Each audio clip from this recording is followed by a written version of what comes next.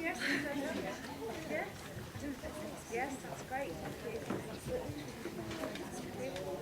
Yeah, we're having a bit of a memorial today.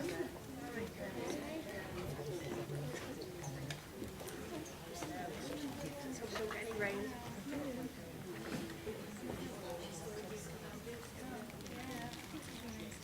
Yeah. It's nice to hear.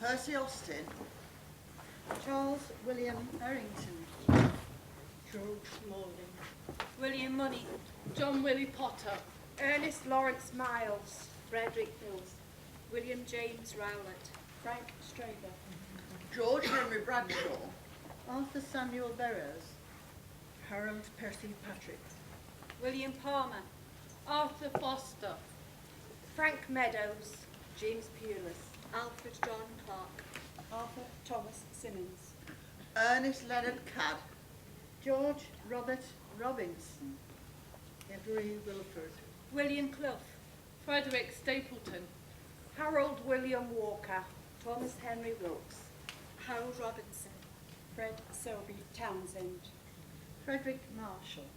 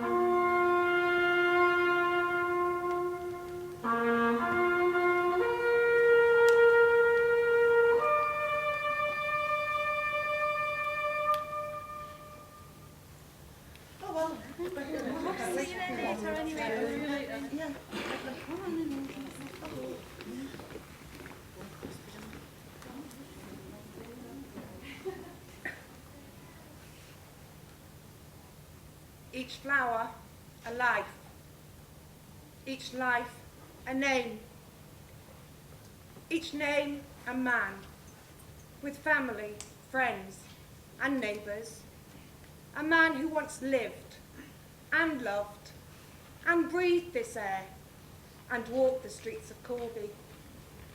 But how true is our memory? We use memorabilia to visit yesteryear, photos, books, the internet, and objects we hold dear. Official dusty diaries all have their part to play, to reconstruct a life that's gone and ponder at its ways. Diaries tell it how it was. Your mind fills in the blanks.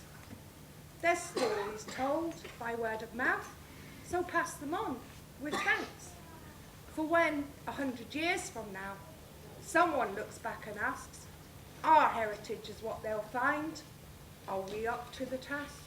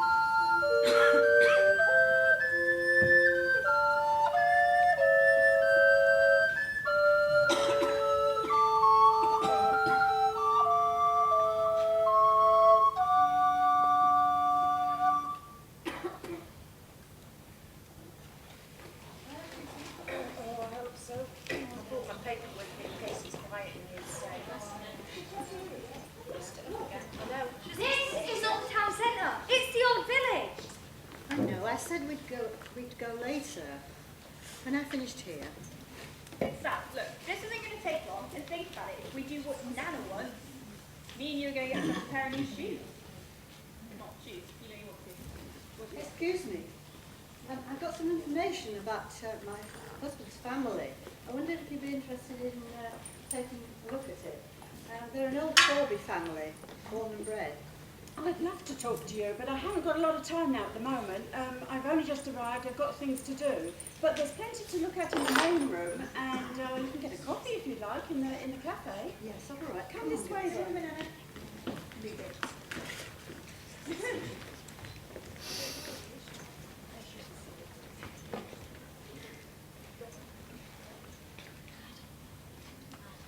I know. This way, girls. Constantly. And have a look round. Well, thank you.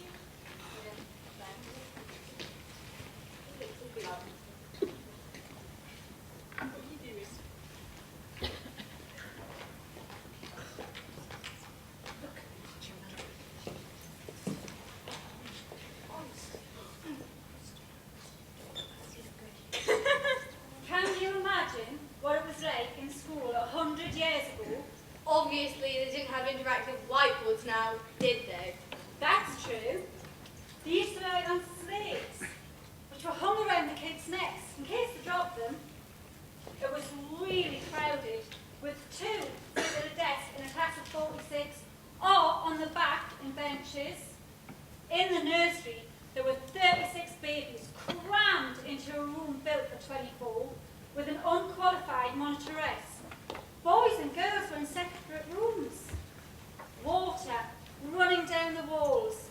It sounds like the kind of things kids in the third world have to deal with. It was really unhealthy. What? Like those Oxfam pictures? Yes, something like that. Why was it so bad? Well, it had been built for fewer children when Corby was smaller. The problem was there was really poor sanitation in the village, and that, combined with the overcrowding, meant there was continuous outbreaks of infectious disease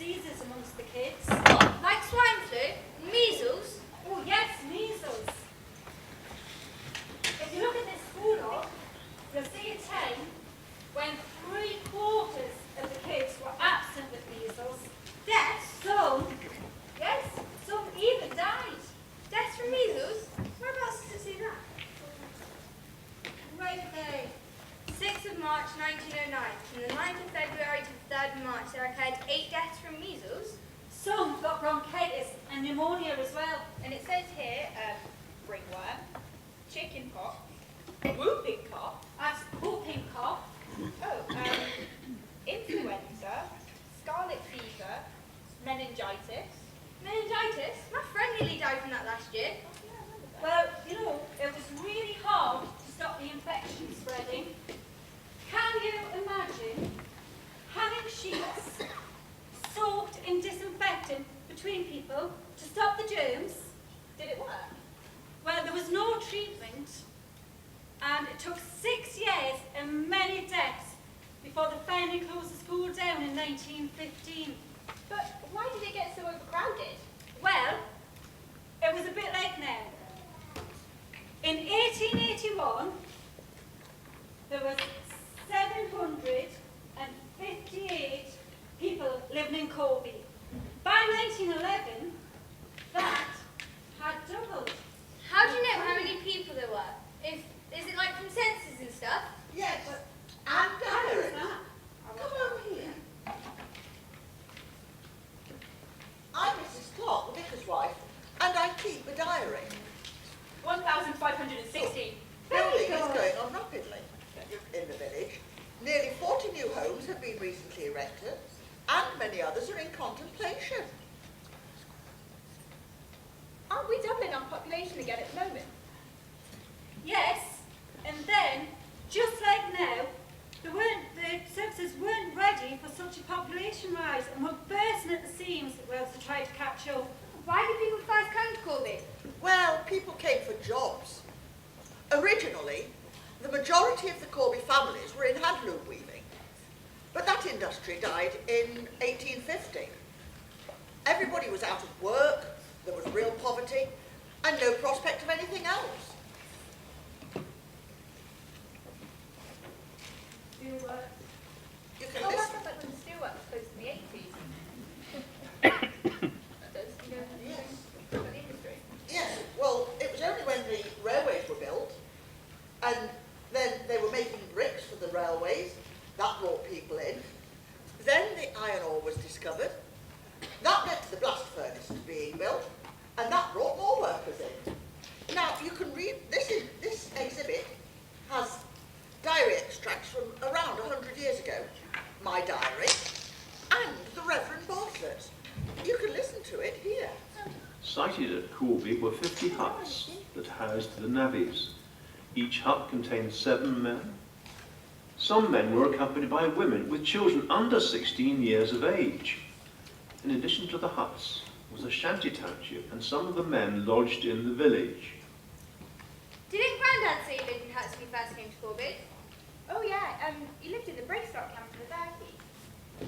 You see, he came here for the steelworks, and he used to tell me all about men who were sharing the same digs. They'd also share the same bed on alternate ships, you know, like how the foreigners are supposed to do now. Very funny how history repeats itself. You know what you just told us about new schools and illnesses? It's the same now too. But what do you mean? Well, we've had lots of new schools opening recently. They're pulling down the old ones. And we had an outbreak of TB at our school last year. Oh yes, you're right. My son got that last year. Do you know Corby's always been a TB hotspot? That's right. My aunt used to work up at the TB sanatorium in Rothwell where the patients went. But Corby's always in the paper because of its poor health profile. Yes, but at least we've got decent sewage now, and there was a battle to get that. There were records of the inquiry. My husband, Reverend Clark, was on the panel. And Mr. Lambert said that he didn't really see why we needed decent sewers because 95% of the population are of the labouring class. Yes. They recommended we continue to use what they called the peel method. What? Shit in a bucket? Gross! Anyway, that doesn't tell you anything about what school was really like. What subjects did they do? Well, the head teacher was really keen on history, music and drama. There was more emphasis on domestic subjects for girls to prepare them for going into service or running home. But like, what if they wanted to go to university or something?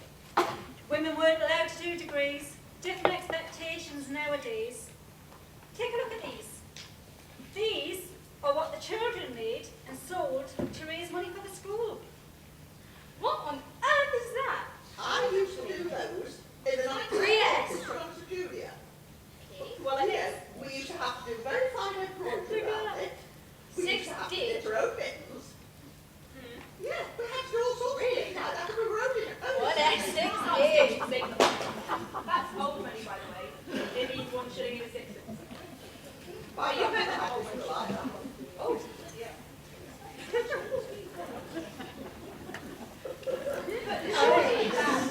This is amazing, surely. Yeah, they were alive now, they'd be working Friday morning. Children from the labouring classes left school at 14. The boys went into the farm, fields and furnaces, and the girls went into service, but only until they got married. That changed during the World War though, didn't it? Women had to do men's job whilst they were away.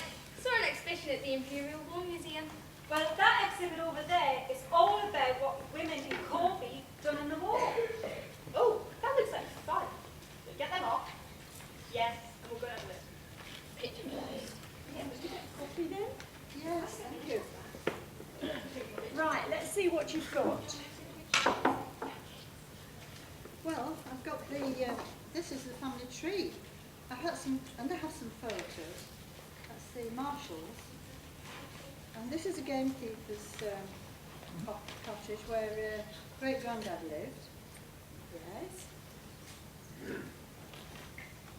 And this is the Fred Marshall Jr. who was killed in the First World War. His name's on the war memorial. And this is a picture of the Lloyd's Black Houses, as they were called, where his granddad lived. It was built for the ironstone workers, who were notoriously damp. And I've got this newspaper clipping from when his granddad died in 1955. He helped to build the first furnaces at Lloyd's, and he drove the first engine at Stewart's and Lloyd's. He was in the Corby Silver Band. Oh, this is really interesting. Can I keep these? Yes, of course. I wish more people would do this. We need to collect people's stories before they take them to the grave. Anyway, I'm going to go find my granddaughters. We've got some serious shopping to do. Well, we're always trying to get youngsters to come in, so why don't you bring their friends down? Oh, thank you.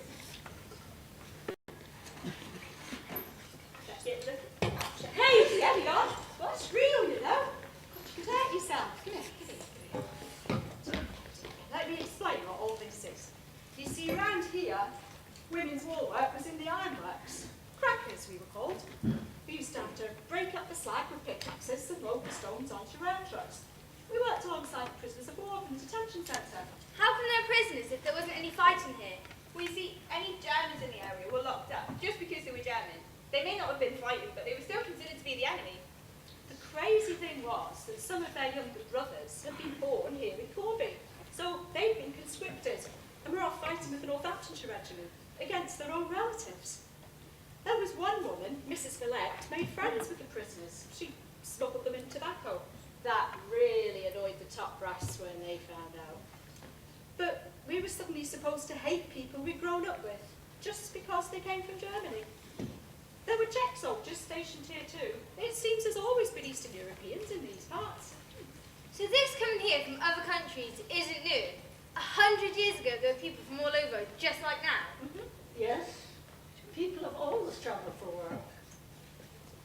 The Corby people used to follow the Harrods. It took them over to Ireland. Yeah, but, I mean, not everyone is from somewhere else. I mean, some families go way back. I mean, take our family, for example. We're the Marshalls. Our great-granddad, he married into the Dixons, which is another old family. And then there were the Spriggs. Three of their girls married three of the Marshalls. And I think there was one of them who got killed in the war, in the First World War. There's a Fred Marshall here on the war memorial. Oh, really? Oh, Sally, that'll be our great uncle. Do you want to see? His name's just back here. Do you want to see? There it is. Yeah, Marshall. There's a story of one lad, not much older than you, came home on leave, had a rest, caught up with his family. But the thought of going back to the trenches was too much for him. He jumped off the moving train that was taking him back to France. Oh my God. Yes, and those that did come back were maimed, disabled, and left to fend for their relatives. Like the bugler in the 4th Northamptonshire Regiment. He fainted during the opening of the War Memorial. But, you know, rather than me tell you about it, there's a diary extract about it. Listen. At the close of the service ceremony, just as the buglers had sounded the last post, one of them fainted, overcome with emotion. We were glad to get him to the rectory, where after somewhat recovering, he told us he was the last of 7 brothers who had served in the army and had sounded the last post for them all and had been wounded twice himself. The solemn service had upset him very much. Now he had to look after the widows and children of them all. You know what, Sally? I think Nan would like to see some of this stuff, so I'm going to go find her. I think she's in the cab. Are you going to come? No, just look around. Right, well, I'll be back in a sec, okay? I'll be back in a minute. Whoa, who are you and why are you in a coffin? Who am I? I am Lady Adeline, the Countess of Cardigan from Dean Hall. My favourite party game was to try my coffin. Happy memories. How do I look like? Weird. I lived to be 91, and I used to visit Corby a lot to help the poor people. Of course, we had servants from here. Maybe your great-grandparents worked for me. I don't think so. Would you like to try my parasol? No, thanks. I would like to try that. Oh, yes, certainly. Really? Yeah. Yeah, so now, right, I was speaking to this woman. She's actually quite close to this one. And it was very interesting. Very good. What do you think you're doing? Let's have some naps, coffee. Oh. Honestly, have some respect. Well, anyway, it's great fun here. Can we come again? I'm going coffin. I'm dressed up. I've got to come here with my friends. Well, I don't know about that. The lady at the reception, she was wanting to encourage young people to come, but I don't know about you. Well, Think about okay, that. are we still going to go out town at least, Nana? I don't know. Oh, what? This is your fault! You always get me into trouble, right?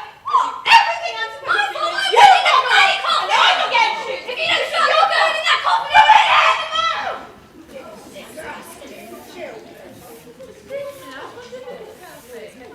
I'm researching into women around World War I, and I wondered if there's any local information. Well, you're in luck. This is the last day of the women's our Corby Women's exhibition. Oh, read it there. Excellent. And as it happens, we know quite a lot. There were 2 notorious characters in the area. One woman refused to pay her tax, saying why should she pay her tax if she wasn't good enough to vote? That sort of thing. Well, if I were you, I'd talk to Aileen in the main room. She's the one with the pickaxe. Pickaxe? Yes, we had various people in there dressed as they would have been 100 years ago, with artefacts and historical archive material. It just helps to bring it alive. Through the cafe.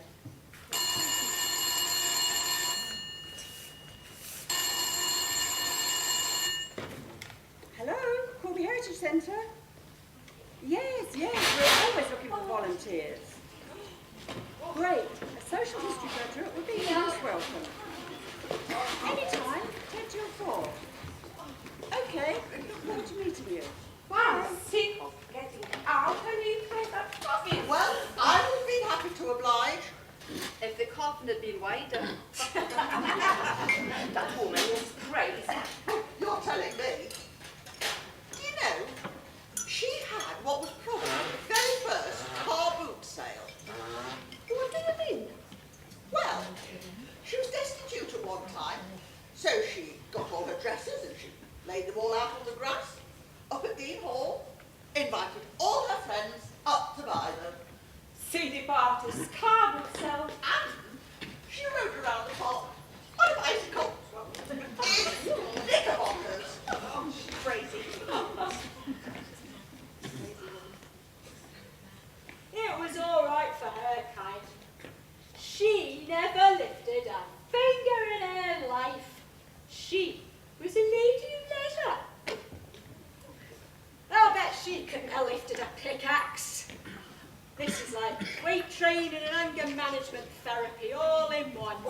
Each time someone pisses me off, I just imagine it's their head on the block. Anyway, my nana lived in a stately home just like Dean Hall. Oh, are you posh then? No, she was a Surrey maid. Oh, is that all? But she said the lord of the manor had a roving eye. Well, that's an understatement.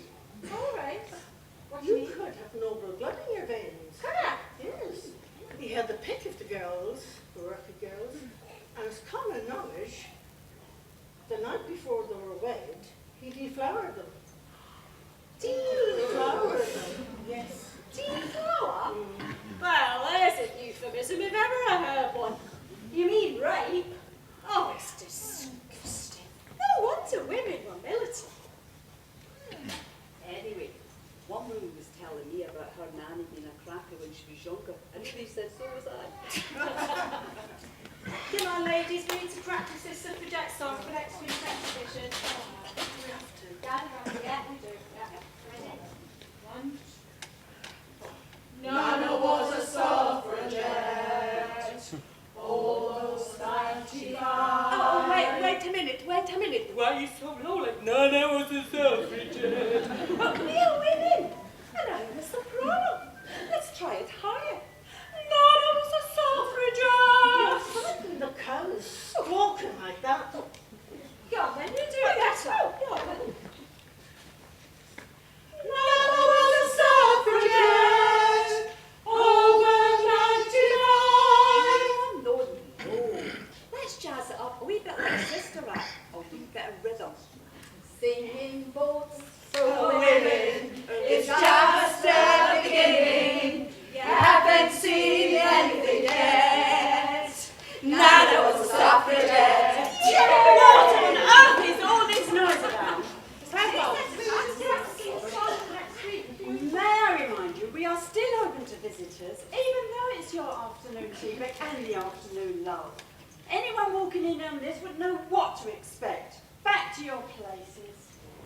If you think we're satisfied, take a look around. There's a lot of angry women who won't let their nanas down. Nana was a suffragette, it's as if she's still alive.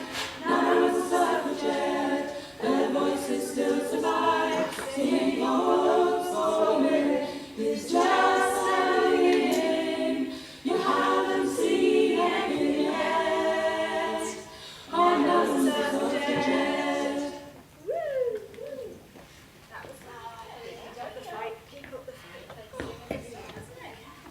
Hi, are you Amy? Oh, yeah, that's me. Oh, I recognise you by your pickaxe. What can I do for you? I was hoping you might have a local angle on the women. I'm just starting my dissertation. Oh, right. What made you interested in World War One? Well, when I was on the anti-cuts demo recently, you was there. it was great, wasn't it? It was absolutely brilliant. So was it you that took your pickaxe over there to break all the windows? I was in the peaceful part of the demonstration. As was most of us. Anyway, I saw a statue there, right near the War Memorial, about the women that worked during the Second World War. And I realised no one ever talks about women in World War One. Well, locally, men and women worked in the ironworks. This is what all this is about. Used to break up the slag with pickaxes and load the stones onto rail trucks. It was dirty, heavy work. Crackers, they called us. Used to take these down to the sidings down there, where other women would load them onto the wagons. It was all done by hand. Not all the men had gone to war, of course. Like in World War II, keeping the ironworks going, that was a reserved occupation. And there were other women working in the furnaces alongside the men from the fitting gangs. Any pictures? Yeah, there's one of the crackers that my character's based on, but you'd get a better idea of what the work involved from one of Peter Hill's books, Images of England and Corby at War. There's a copy over there, I think. Come here, I'll show you. We had Peter Farms going, of course. And also nursing. There's evidence in the tunnels under the old steelworks of activity from the First World War. So women were bound to be involved in nursing the returning soldiers. It's amazing to think women were so crucial to the war effort, yet still didn't have the right to vote. The next exhibition is about the suffragettes. Who was up around here? Well, yes, there was. There was a well-known local working class suffragette called Alice Hawkins. And we know that Corby women were involved because there was one Corby woman who used to walk around and talk about going to meetings with a brommy in her bag just in case the police got heavy with them. So nothing's changed there then. Is there any info on her? Well, we know that she organised the women of Kettering into a union for women shoe workers. Oh, and Sylvia Pankhurst drew a picture of her. That's a shame there wasn't someone round here doing the same thing. The conditions in the ironworks were appalling. Mind you, the men soon put a stop to that. They were on strike even before the first blast furnace opened in 1911, over the right to join a trade union. Any more on Alice or the suffragettes? Oh, there was an article about her recently for a long YouTube piece. Our grandson's done it. It's called Boots, Shoes and Suffragettes. Was that Alice Hawkins? I caught the tail end of that on the Jeremy Vine show. They were discussing how we romanticise the suffragettes, but at the time, they were treated appallingly. It's always like that though if you dare to speak out. But that's the history of protest. That's true. Look at Nelson Mandela, 27 years locked up in jail, breaking up votes like that cracker. Yeah. Then released as a hero and became President of South Africa. That's true. And the women of Greenham Common, they were portrayed as being troublemakers and vandals in the 80s. But now, 25 years on, it's the brave women of Greenham Common. There's that picture. I like hers. Looks just like you. Come and talk with me a while.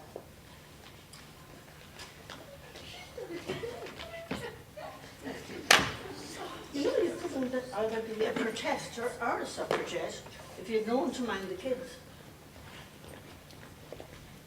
Women were finding it very hard to stay alive. They had no time for these newfangled comments. And you couldn't survive without poaching. A rabbit or a hare on the back of the door was a common sight. And that wasn't just around there, it was anywhere the labourers lived. Times were terrible, dreadful, low pay, you couldn't survive. The farm workers used to go gleaning. Gleaning? Picking up ears of corn left over to make bread. Just like the slag heaps, scrapping for coal. The farmers round here were against it, by all accounts. Thought the farm workers left too much behind on purpose.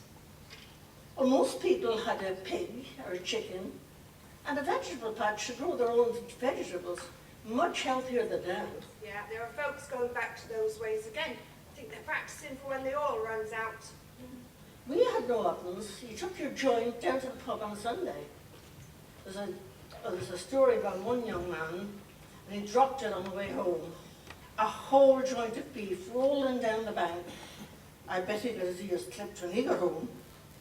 This is all very interesting, but I really do need to be going now. You sure? Yes. Yeah. Sorry. Yeah, I could show you how a hair oven works. That'd be great. I'll be in touch. Oh, scintillating stuff. You'll be glad of it soon enough, for the energy prices going up at all. I used to keep trying to add to that mail. In Poland, we cooked rice in a bed. What? Just wrap the quilt around the pot and leave it to cook itself. Now you come to mention it, they used to do something like that when I lived in Germany too.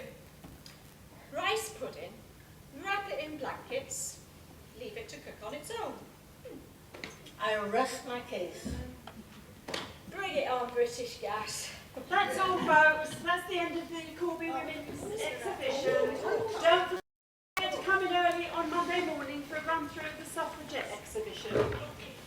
Can someone help me? What sort of help would you like?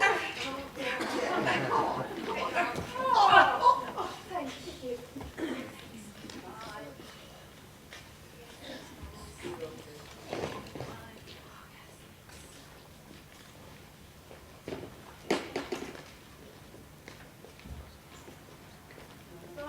can you give me a hand with this gramophone, please? We'll have to go through the cafe.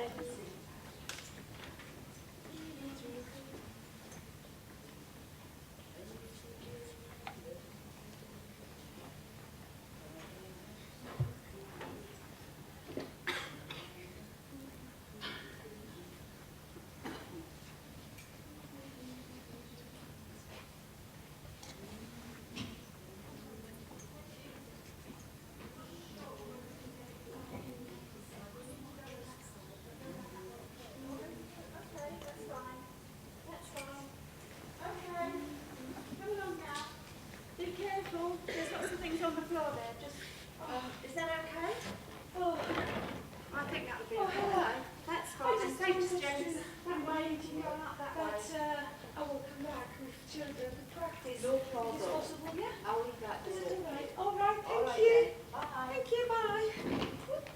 Oh, don't worry about cleaning that up. We'll make a mess taking all this down.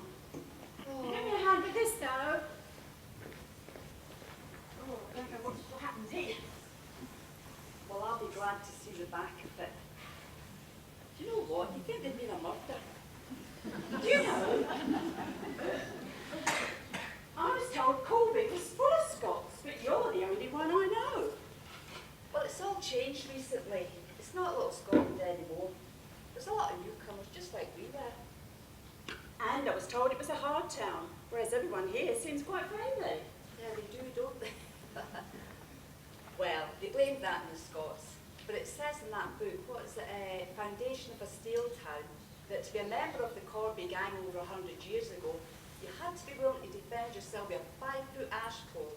So Corby folk have always known how to stand up for themselves. Did your family come down here for the steelworks? Yeah, my dad walked down here. Walked? Yeah, from Glasgow in the 30s. And I'll tell you another thing. They blame industrial militancy in the Scots, but that's not the Scots. That's the workers all over. It says in there about a big strike in 1911 at the new blast furnace over the right to join the union.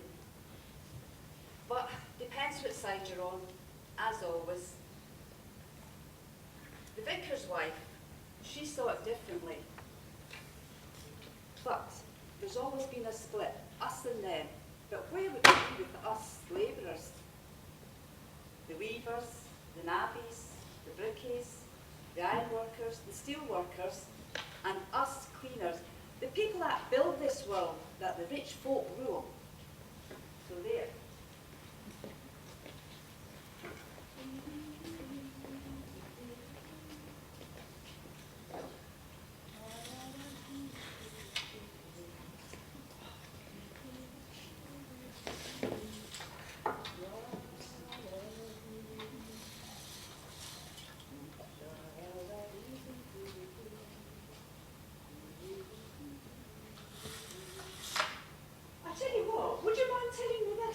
So I can record you? Again? Well, yes, if you don't mind. Time and a half? None up to me, I'm afraid. Okay, I'll give it a go. Put your mop down then. I've got a dictaphone in my desk. Dictaphone. I'll tell you about my dad sweeping ditches on the way up here.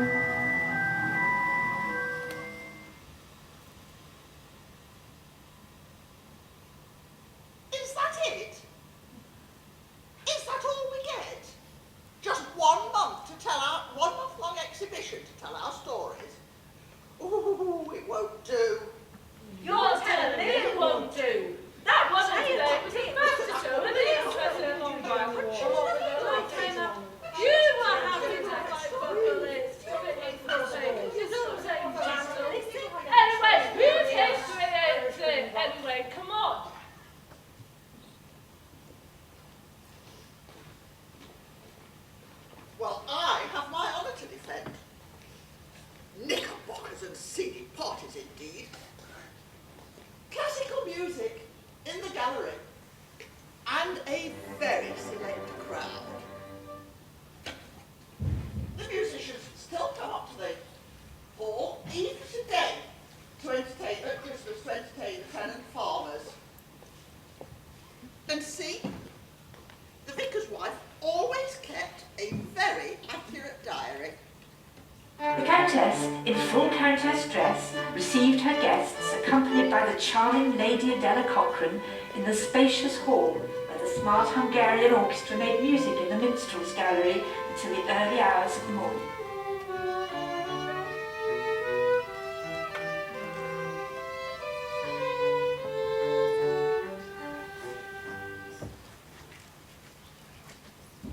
Let the dancing begin.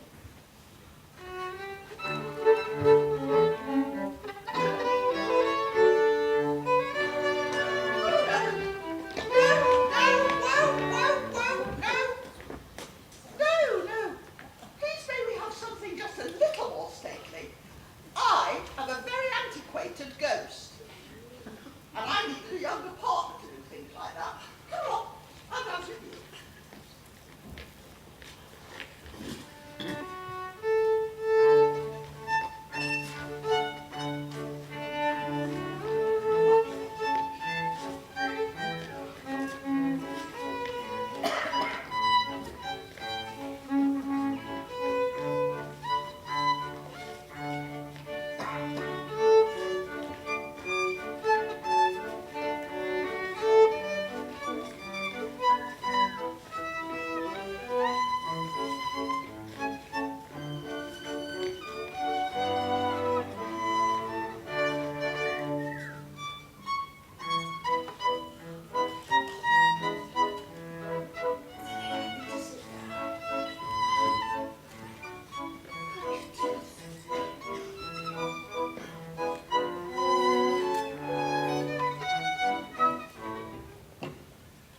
Oh, beautiful music. Thank you. Now, where was I? Oh, I know. Knickerbockers. I wore my late husband's uniform. It was eminently suited for riding a bicycle. Of course, there was much less of me then. And as for all those so-called affairs, well, people were just jealous. I was adequately chaperoned at all times, as was the custom of the day. And anyway, what's a poor woman to do when her Spanish spendthrift, good-for-nothing husband refuses to divorce her? And as for haunting the place, well, if that's what they want, I can do a mean poltergeist.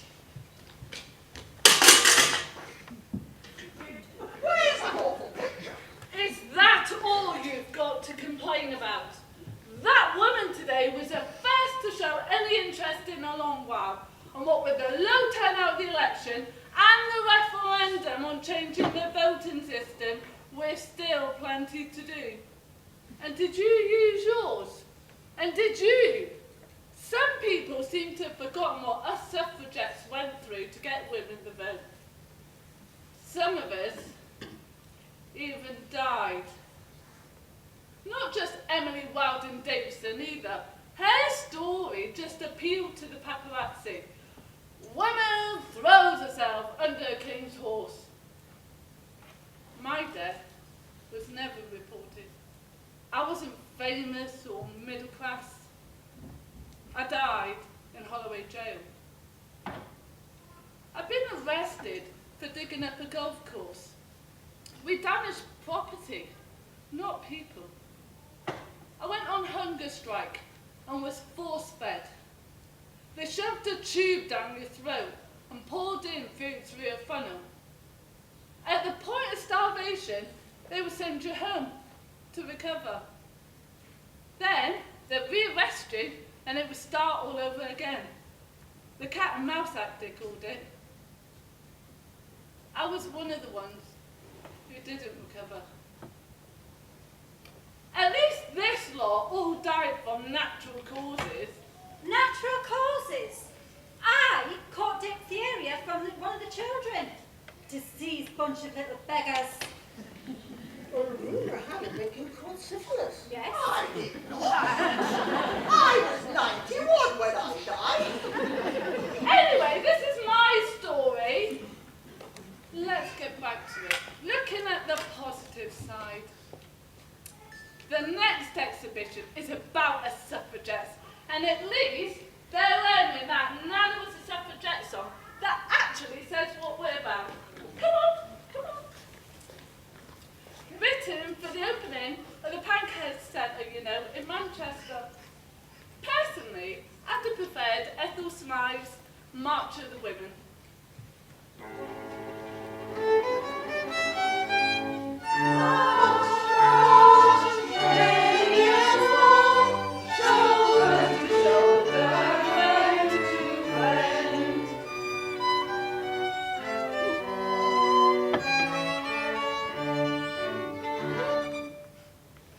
We were all there, just like old times.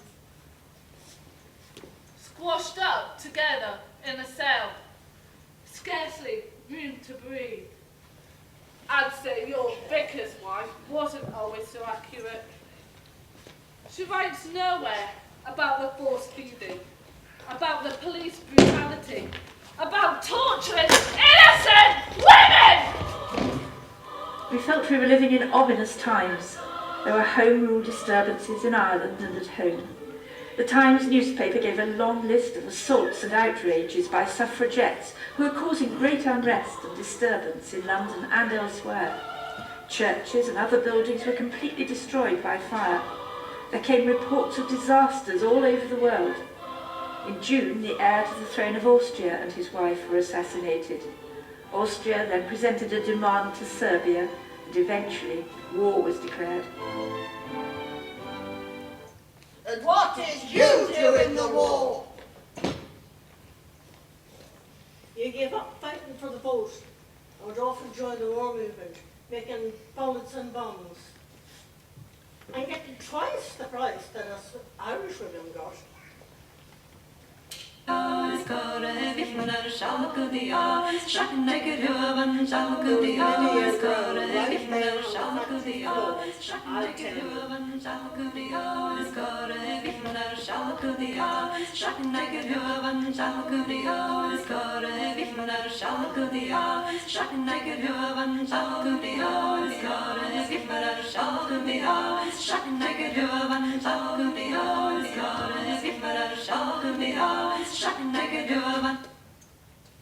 Well, I'm very pleased with the way my story was told today.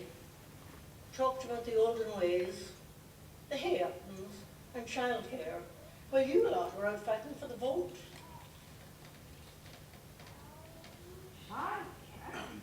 Childcare. I was the one looking after everybody's children, unless it was harvest time, and then you were quite happy to keep them off school. A woman's place was in the home, keeping the heart alive. No time for this newfangled nonsense. You were happy to fight for equal pay, to make bullets. It's all the same battle, 30 years on from Dagenham. Well, Didn't you see the film Made in Dagenham? no. I saw it when I was haunting the Ketranodian. Oh, I only know that when it's Harry Potter. Look at this excuse for a schoolroom. No child and lady will talk like that pushy young madam today, seen and not heard. Unless they were singing, of course. Talked about the music, but they didn't talk about all the music festivals we won. Corby School was great for music. Always been a musical town. Oh, same tradition still carrying on. Supercalifragilisticexpialidocious. Even though the sound of it is something quite atrocious. If you say it loud enough, you'll always come precocious. Supercalifragilisticexpialidocious.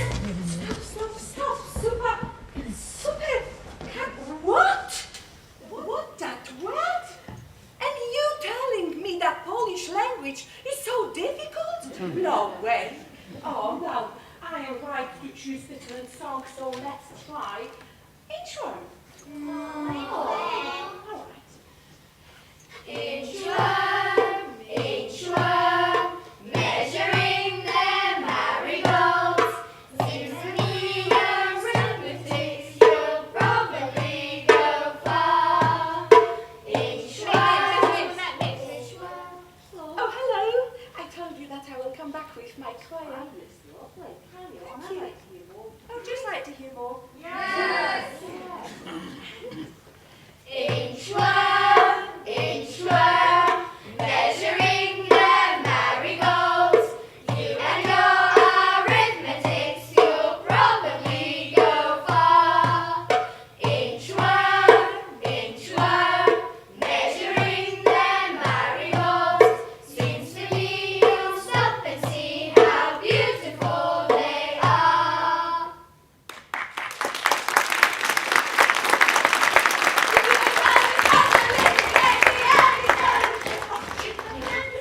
Oh, yes, see, thank you, thank you. I wonder what it was really like. Well, we ever know. Suppose we need to use our imagination. This diary's handy. No one would be interested in my diary. Not even Rupert Murdoch. I mean, Monday cleaned the toilets. Tuesday went to bingo. Wednesday took my mum for radiotherapy. Nothing like Lady Laddie does. After a time, in commemoration of the peace, we gave for the Corby Choir and Choral Society a musical entertainment. Professor Dolmetsch, with his son and daughter, illustrated his very interesting lecture on early English music with Elizabethan instruments and delightful dances by his little daughter in accompanying Shakespearean songs.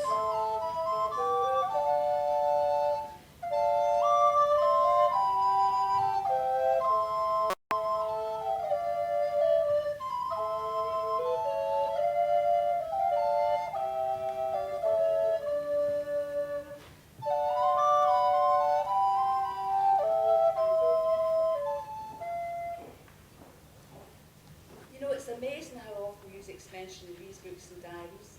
I reckon there was a wider range of music then than there is now. I mean, some groups are still in existence. Corby Choral Society, Corby Silver Band are both over 100 years old. You just don't hear so much about them now. The band gets mentioned in here on account of the protest when they tried to shut the breakcourts down all those years ago. A lot of people think the Silver Band's just a place to drink. My man drinks it there. And he often listens to the band practice and he thinks they're brilliant. Anyway, I'm going to put some music while I work.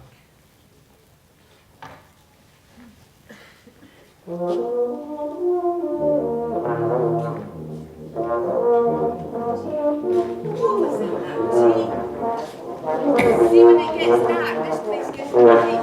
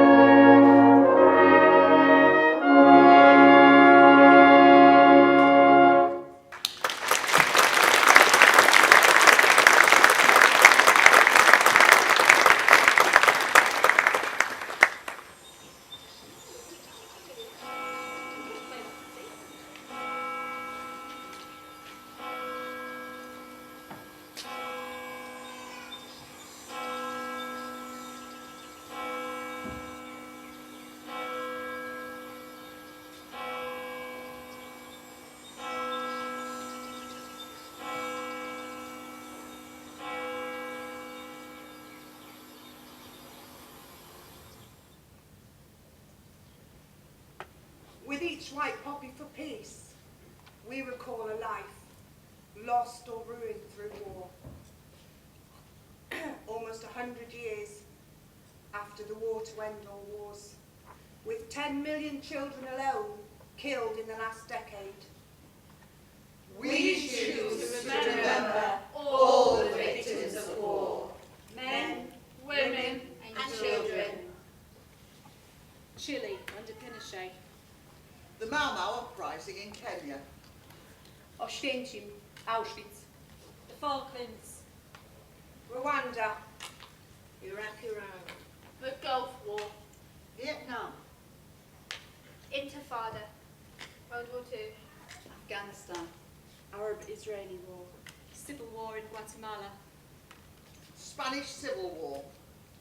Polish-Ukrainian War, The Korean War.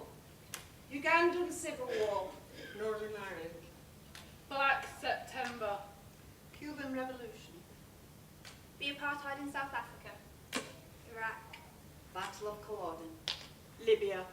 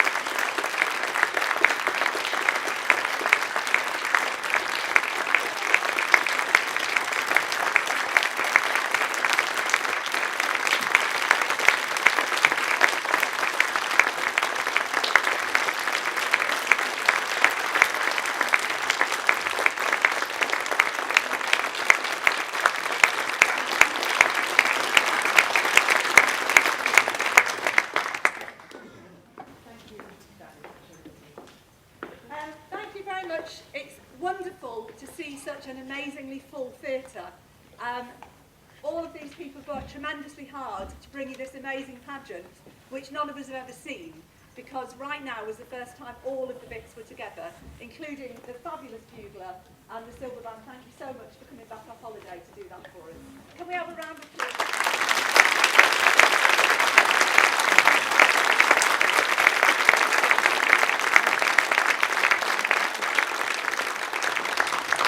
This is truly our Corby, as I see it. I'm a Corby resident. I'm proud to say I'm Corby born and bred, and everything on the stage is our Corby. Everything from this fabulous set. I'd like to say that Jenny Garlick, who did this set work, must have got in my head, because that's how I'm Paula Boulton, by the way, in case anybody doesn't know why this is woman in blue jacket yapping at you all, but anyway. So yeah, this is my play. But, you know, I think Jenny deserves a round of applause because it's just...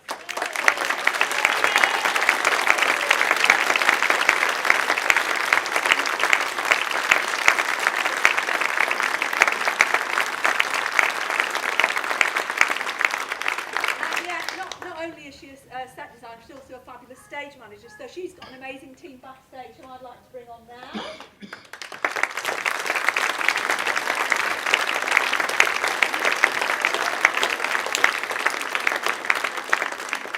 Also, the other Mark Brennan soundscape tonight at the beginning with the wonderful farm and the chickens, etc. So I don't know, are you here, Mark? Yes.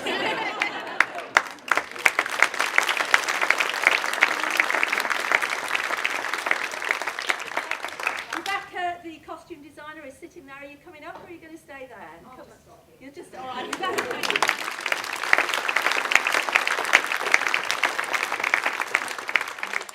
Assisted by Corby, who's been our specialist hair, wigs and makeup person. Where's Corby? Is she anywhere?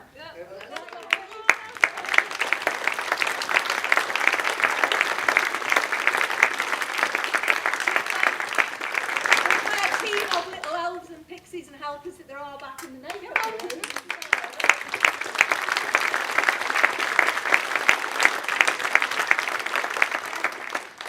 Piece of creative, absolute, amazing stuff gone on here.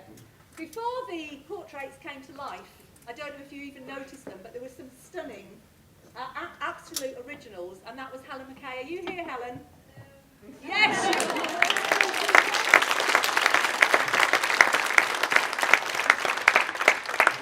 And we also, if you've been looking at the photos scrolling around in the bar, or if your attention was taken for a moment, there is a wonderful display going on that Lorraine Scatterty, who's sitting here, put together with Andy Ethorn, who's been filming for us. So that's the other element. These are the Seabourn photos upon which this play was based. At which point I do need to say thank you very much to Al Corby for commissioning me to write this, because we've had a hoot. It's been great from start to finish. And these are the photos. So what we'd like to do now is, rather than you all getting up and going home, we'd like to invite you to come to the Corby Heritage Centre. This is the audience interaction bit. I would like to say, please don't anybody try and get in the coffin. We're not allowed to do that. Neither are we allowed to let you have a go on the pickaxe. But apart from that, we would love you to just come and meet the re-enactors who are going to go back to the places, and that's what we'll do in a few minutes. I have got to say thank you. I know this is going on forever, but you see, Joel said to me, cast of thousands, Paula, and I said, all right, Joel. So we have the recorder consort up here, that if we could just, are there any lights?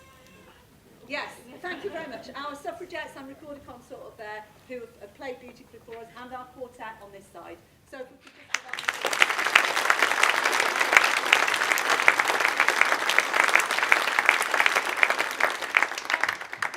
The people that we see and their work. What you don't see is the people behind set, behind the costumes. Actually, Jen Garlick is somewhere, Margaret Marshall might be here. They've had their team doing the front of house for us, and Margaret's done the administration for the cast, the finance and the cast welfare. So, you know, I don't know if they're there, but they're the things that without those people and that type of support, it can't happen. So have I remembered everybody? Not quite. Not quite. Are you going to go? No, I was just going to say, we couldn't have done this without Paula. She enthuses us, she chases us around, but at the end of the thing, it all comes together and you get this. Paula, thank you from the bottom of my heart for letting me be part of it.